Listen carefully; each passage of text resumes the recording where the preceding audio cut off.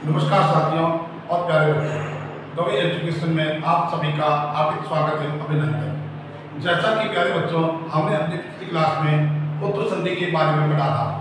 आज हम रुद्र संधि को पढ़ेंगे। आज की क्लास को शुरू करते हैं।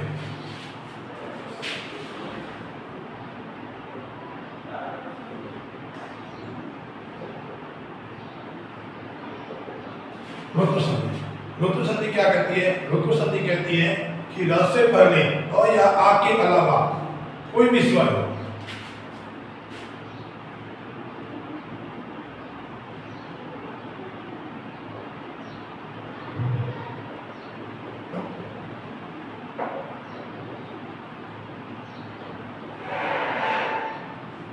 कोई स्वर हो, र से पहले और या आ के अलावा कोई स्वर हो, र के बाद कोई स्वर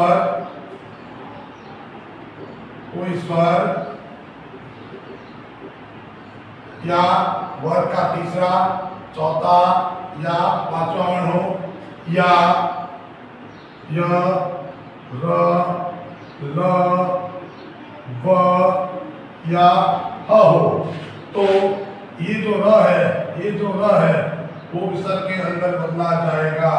ध्यान रखना, र से पहले अ या आ के अलावा कोई भी अगर स्वर है तथा र के बाद कोई भी स्वर हो, अ, आ, ई, उ, ई, कोई भी स्वर हो, या किसी भी वर्ण का तीसरा, चौथा, पांचवा वर्ण हो, या य, र, ल, व, ह इनमें से कोई हो, तो ये जो र है वो विसर्ग के अंदर बदला जाएगा। आइए कुछ उदाहरण के माध्यम से इस संधि को समझने का प्रयास करते हैं। सबसे पहले मैंने लिखा पितुर्ग्रहम। क्या लिखा प्यारे बच्चों? पितुर्ग्रहम। देखो, सबसे पहले देखो यहाँ पर र है। क्या है? र है। र से पहले अ या आ के अलावा कोई भी स्वर हो, यहाँ पर स्वर क्या है?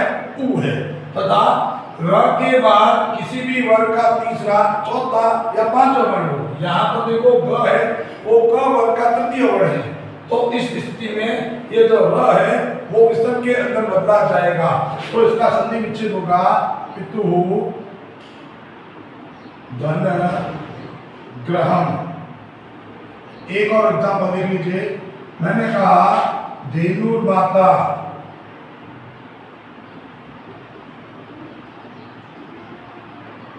देखो यहाँ पर वापस र की मात्रा आ गई। र की मात्रा से पहले अ या आ के अलावा कोई दूसरा स्वर है। उसके बाद देखो म है। म क्या है? ब वर्ग का पंचम वर्ण है, तो इस स्थिति में ये जो र है वो विसर्ग के अंदर बदला जाएगा। तो इसका संधि विच्छेद होगा धेनु धन माता। एक और एग्जाम्पल देख लीजिए। मैंने कहा मुनिरुवाच। क्या कहा प्यारे बच्चों? मुनिरुवाच। देख लीजिए यहाँ पर क्या आ रहा है? र आ रहा है। र से पहले अ या आ के अलावा कोई भी स्वर हो, यहाँ पर स्वर किसका है? ई का, तथा र के बाद कोई भी स्वर हो, यहाँ पर देखो र के बाद क्या है? उ है। तो इस स्थिति में ये जो र है वो किसमें बदला जाएगा? विसर्ग के अंदर बदला जाएगा। तो देखो यहाँ पर र से पहले क्या लिखा हुआ है? मुनि। यहाँ लिखेंगे मुनि, र को बदलेंगे विसर्ग में तो बन गया मुनि। अब र में किसकी मात्रा है? उ की। उ कौन सा है? छोटा। यहाँ लिखेंगे धन लगा के उ छोटा, पीछे बचा वाच। मुनि धन वाच। एक और एग्जाम्पल देख लीजिए। मैंने कहा कवि धन एषः। देखो यहाँ पर अब र की जगह यहाँ पर विसर्ग आ गया है। र की जगह देखो यहाँ पर विसर्ग आ गया है, तो नियम तो वो सेम रहेगा।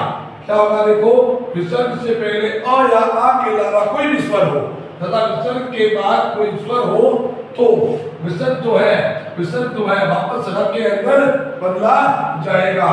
तो यहाँ पर देखो क वी और रा में एक ही मात्रा जोड़ो तो क्या बना? रे। और पीछे क्या है स, कवि ऋष, कवि ऋष। एक और एग्जाम्पल देख लीजिए, मैंने कहा हरि रयम, हरि रयम। देखो यहाँ पर अगर इस तरह को लेंगे तो इसके आगे देखो अ का उच्चारण आ रहा है, जबकि नियम कहता है अ या आ के अलावा कोई दूसरा स्वर होना चाहिए, तो हम इस तरह को लेंगे। तो इस तरह से पहले देखो अ या आ के अलावा कोई दूसरा स्वर है, यहाँ पर स्वर क्या है ई है, और इसके बाद देखो क्या आ रहा है य, क्या आना चाहिए यह आ रहा है। तो इस स्थिति में ये जो र होगा वो किस स्वर के अंदर बदला जाएगा, तो इसका संधि विच्छेद होगा हरि, हरि धन। अब इसमें र में देखो किस मात्रा का उच्चारण आ रहा है, इस र में उच्चारण आ रहा है अ का, तो यहां लिखेंगे अ, पीछे क्या बचा य और फिर म, हरि धन अयम, हरि धन अयम। एक क्लास 10 के लिए विशेष सूचना, माध्यमिक शिक्षा बोर्ड 2010 से लेकर 2025 तक के आए हुए प्रश्नों का समाधान जल्द ही इसी चैनल पर क्लास आएगी। अतः जो भी विद्यार्थी अभी तक हमारे इस चैनल से नहीं जुड़े हैं वो इस चैनल से जुड़कर अपने जीवन को बेहतर बनाएं और अपने परिवार का नाम रोशन करें। आज की क्लास आपको कैसी लगी? यदि क्लास आपको बहुत अच्छी लगी है तो हमारे वीडियो को शेयर कीजिए और लाइक कीजिए और हमारे चैनल को सब्सक्राइब कीजिए। इसी आशा के साथ आज की क्लास को यहीं पर समाप्त करते हैं। तब तक के लिए राम राम, जय हिंद, जय भारत।